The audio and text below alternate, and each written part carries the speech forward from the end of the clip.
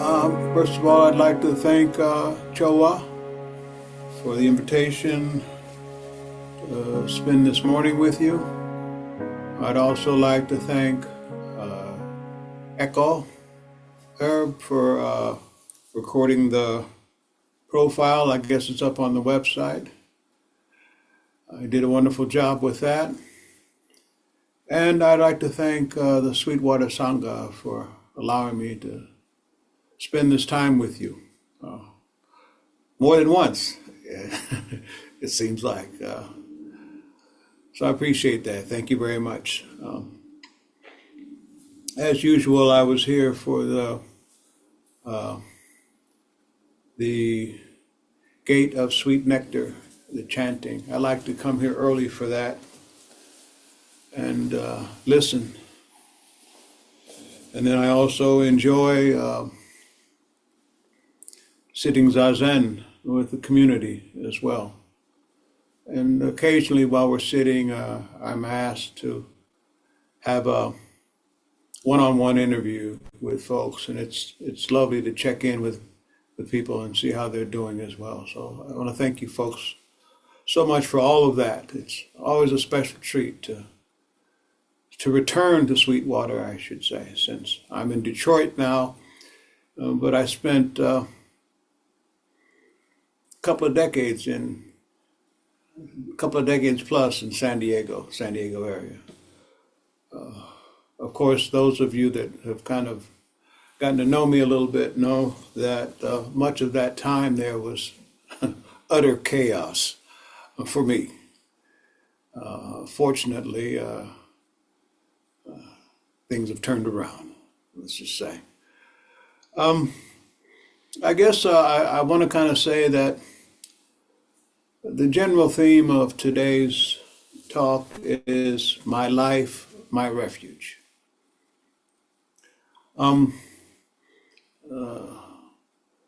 guessing some of you may remember that I've kind of had an interest over the past few years in something I'm calling majestic being.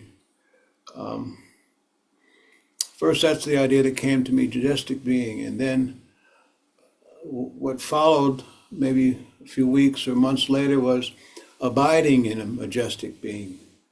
And then my latest understanding or kind of addition to abiding in majestic being is abiding in majestic being with compassionate awareness. So for me, as I kind of look into those things from time to time, it kind of led me back to perhaps realizing that my life is my refuge. At our temple, we usually read a bit from the Dhammapada before the Dharma talk. I don't always do that here with you, but today I'd like to share a reading. This is our Dhammapada. It was written by our founding teacher, Parang Jerry Larkin, who opened the temple in Detroit probably over 25 years ago. That was her goal, her mission, and it happened. We've been in there ever since, except for recently we had to kind of vacate the building, and we're renting somewhere at a Unitarian church right now until we can find something that's ours, I guess you could say. So I'm going to read you chapter 14. Please bear with me. Chapter 14 is entitled Buddha. There are all sorts of translations of the Dhammapada. This is one of my favorites because it's kind of her interpretation of Dhammapada, and then she would share like a story of how it was related to the community there. Anyway, let's get to it. Buddha, chapter 14. Those whose conquest of desire is complete cannot be moved by desire. They create no karma. For them there are no entanglements, no cravings for pleasure, The wise, intent on meditation, delight in the peace that comes from letting go. Such mindful people even the gods cherish. Rare is it to be born human. More rare still to hear the Dharma. Most rare to see a Buddha. Shun evil. Cultivate good. Purify your heart. This is the teaching of Buddha. Patience that is enduring is the best discipline. One who practices such patience with her whole heart, letting go of her addiction to desire, harming no one, oppressing no one, nirvana is hers. Do not harm, do not insult. Use the precepts to help yourself. Eat modestly, in solitude, and intent on meditation. Follow the teachings of Buddha. Rain could turn into gold coins, and we would still crave. Sensual pleasures are sweet, and yet so painful. Knowing this, the student of Dharma, of Buddha, refuses to crave pleasure even in the form of heaven. Fear may lead a person to seek refuge in the mountains or in the forest, in groves of sacred trees or temples. But these refuges are not safe because they are not the final refuge. The final refuge is the one taken in Buddha, Dharma, and Sangha. When we take that refuge, we come to see the Four Noble Truths of suffering, the cause of suffering, the possibility of the release of suffering, and the mechanics of that release, the Noble Eightfold Path. This is the supreme refuge. By seeking refuge in these three jewels, one is freed from all sorrow. It is hard to find people with great wisdom. They are rare. Happy is the family into which one with wisdom is born. Blessed is the birth of the Buddha. Blessed is the teachings of Dharma. Blessed is the refuge in Sangha. Blessed are those trained in these refuges. Honor those who have overcome wrong views and rid themselves of sorrow, whether they are Buddha or his students. The value of this reverence is unimaginable and beneficial.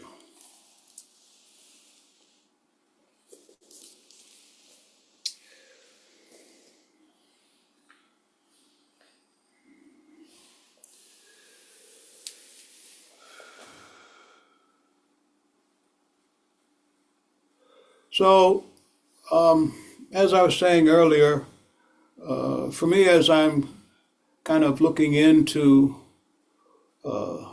what it means for me, this term majestic being, it seems to be more closely related to our practice of sitting. It's very important. Maybe that's one of the reasons why I enjoy sitting with you folks when I do attend.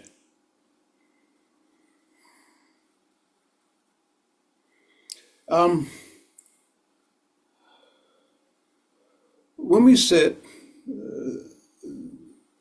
in my understanding, there is something that is cultivated.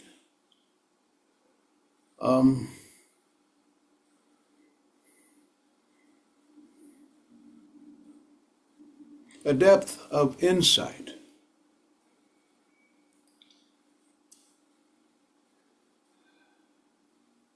insight into who we are and how we live our lives and our connections to others, the planet, to this practice.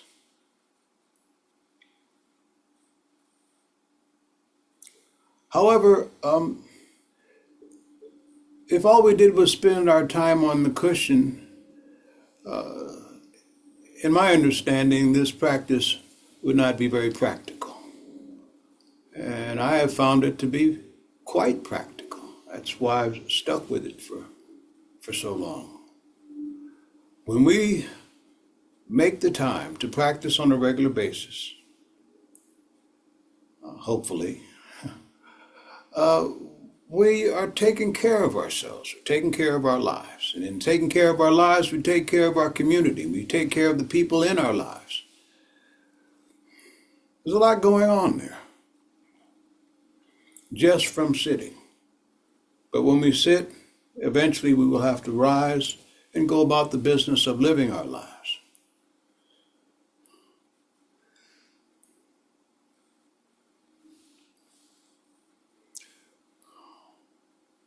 I'd like to read another section from what I just read. It's just a verse within the reading that I just read to you.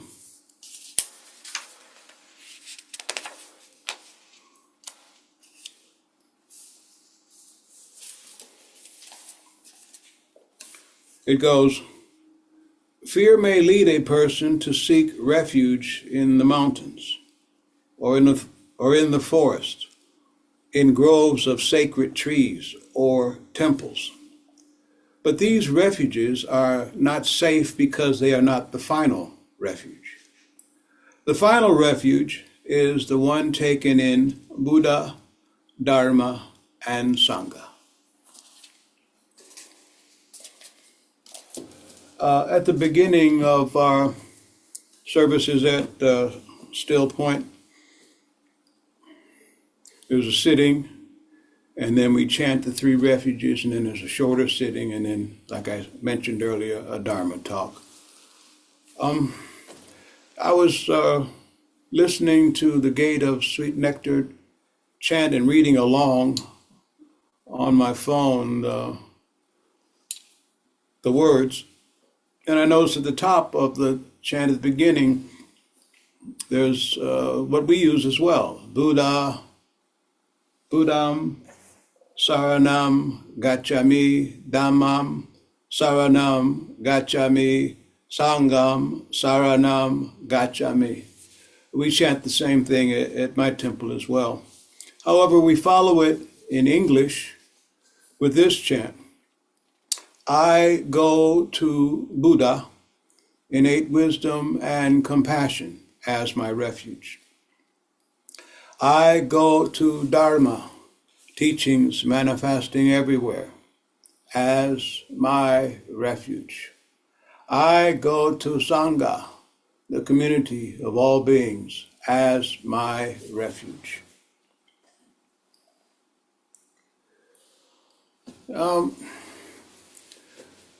At first, when I got used to chanting that at Still Point, Zen, Buddhist temple,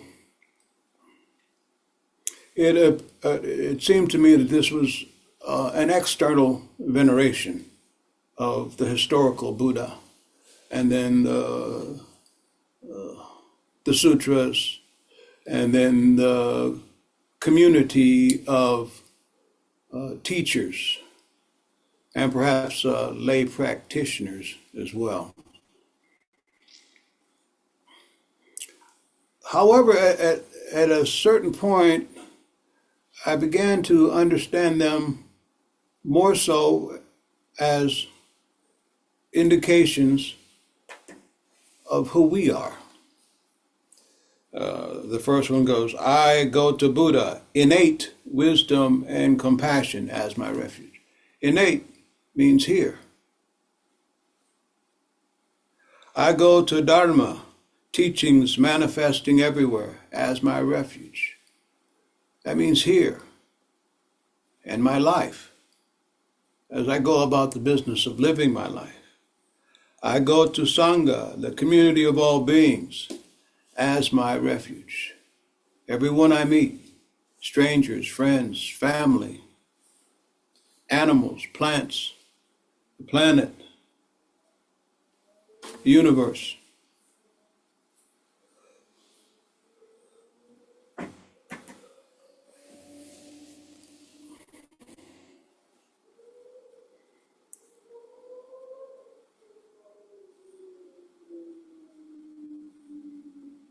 So I guess I'm saying this to you to kind of share with you that I'm learning that my life, just as it is, just as it unfolds each and every day, I'm learning to accept it as my refuge rather than seek refuge somewhere else,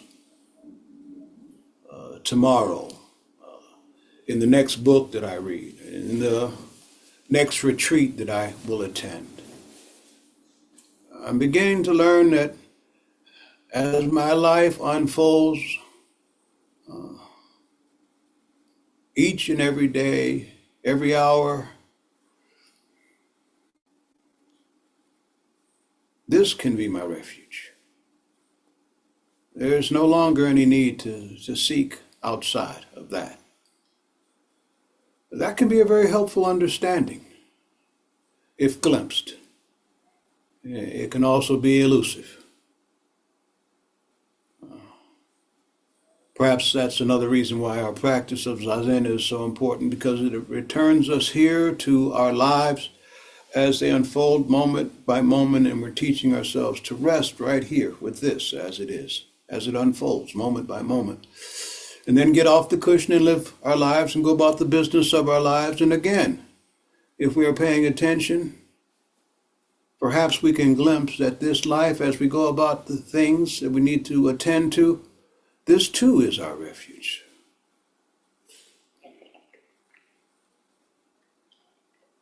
As it unfolds, moment by moment. We may not like it all the time. I know I don't all the time. But I'm trying to learn that this too is okay. This too will allow me to step deeper into wisdom, compassion, patience.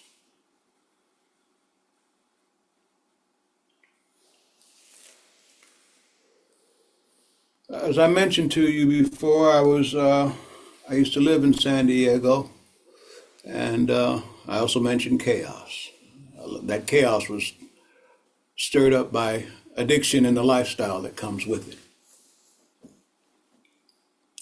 So I can remember in the spring of 2008, yes, spring, I was living in a small hotel room. Building was a little shabby. It was one of those rooms where you just have your bed, and the shower is down the hall, and so is the toilet down the hall. So you can get an idea that it's just kind of a box with a bed in it. If you had a fancy room like mine, there was a sink in there too, but that was about it. Everything else was down the hall. So one evening, if I'm remembering correctly, there was a knock at the door. I looked through the little peephole. It was the police. So, seeing that, I kind of sighed. This is it. This is it. The party's over. At the same time, I was thinking perhaps about the injustice of how people with addictions are treated in our society. That People are placed in handcuffs,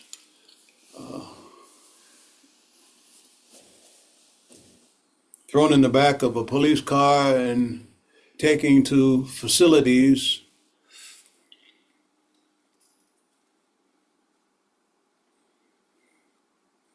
for extended periods of time.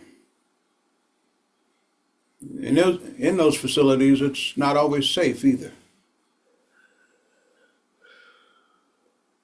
And it's usually, not always, but quite often people of lower income, people of color, who are tossed into these institutions. Not a very pleasant way to stop one's addiction. I'm thinking to myself at that time too, and now there must be a more compassionate way to take care of people who are struggling with this. But at that time, that was not the case. Arrest and incarceration were imminent. Eventually, I was sentenced to 6 years for $120 worth of product. I didn't even go out to sell it to somebody. The policeman called me up, undercover policeman called me up and asked me to come down and find something for him, which was kind of my hustle back then. I was not a drug dealer. I was just like a middleman trying to keep my party going. So on one hand, we have injustice of locking people up for obviously an offense that's related to addiction. At the same time, the very same time, I could also feel that this arrest, incarceration, being placed at risk in a prison was my opportunity. An opportunity to step away from running the streets, being away from the people that I knew, the places that I knew, that kind of fed the addiction.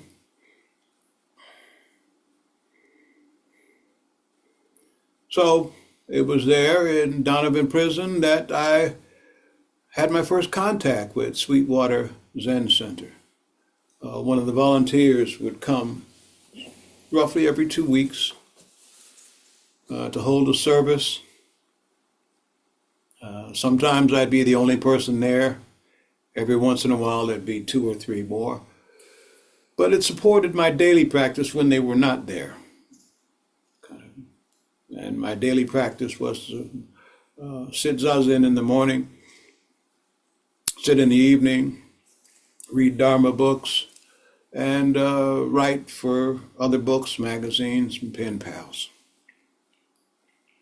Also, I bumped into the volunteers for the substance abuse, peer support.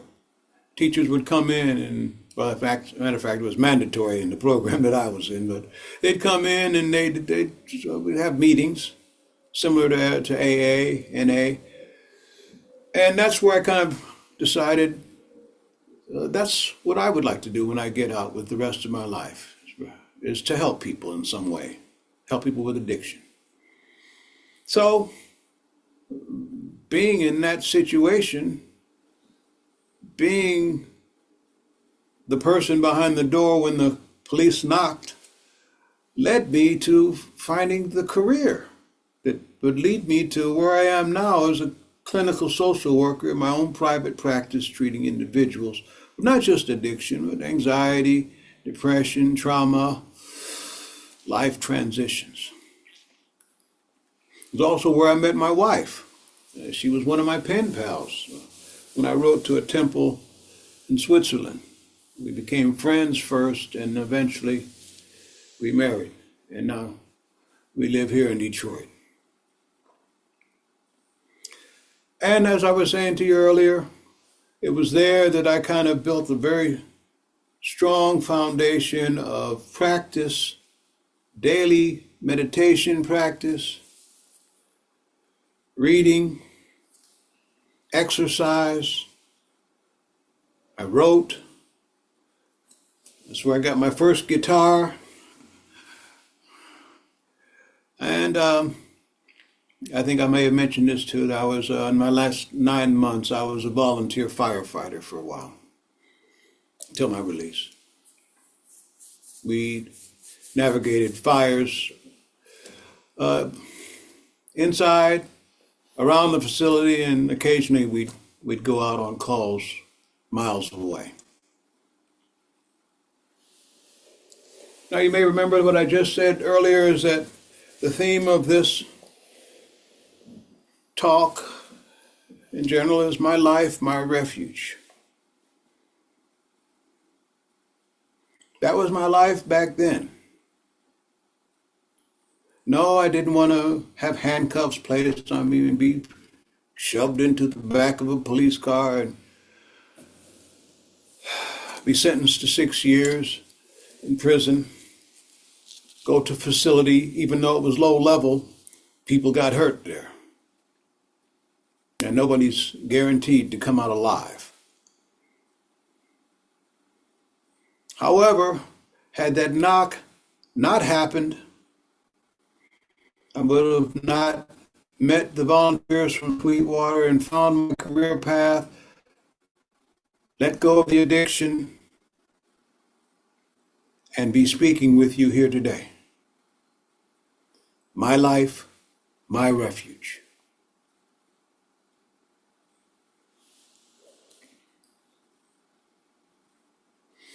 I want to return to the same reading, same chapter, just another little verse within.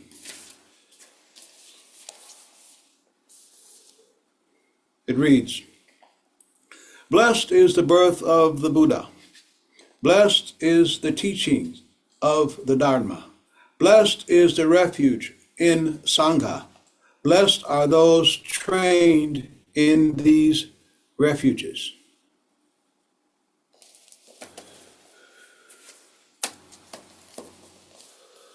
So you can see, or glimpse perhaps, that my path, as troubled as it was, eventually led to me being here to practice with you,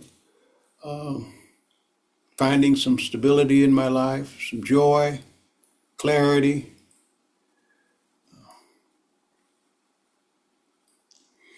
And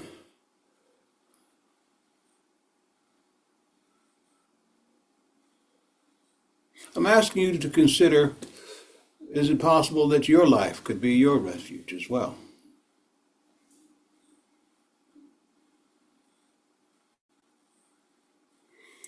This practice of ours, this middle way, and the practice of Zen, Zazen, points us to, as what I was speaking to you about earlier, majestic being, abiding in majestic being with compassionate awareness, abiding in with compassionate awareness in majestic being, abiding in majestic being with compassionate awareness. But these are only words.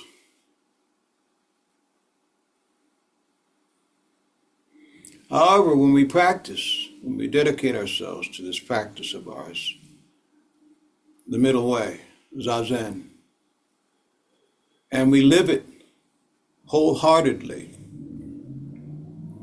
it can blossom as a very deep wisdom in our lives. Now, this is me saying this to you, but of course you'll have to explore it for yourselves. That's the only way to obtain direct insight.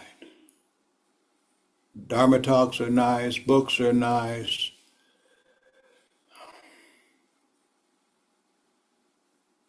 But you will have to step on the path, remain diligently in there. Take care of yourselves, take care of your lives, and perhaps glimpse that your life is your refuge. That's not for me to say. That's up for you. That's up to you to investigate and find that's true. I can only encourage you to remain faithful to your practice, to yourself, to your life, to your community. As you take care of your life, you also take care of your community. Please always remember that. You never practice in vain. And your practice is very needed in the world today. Thank you.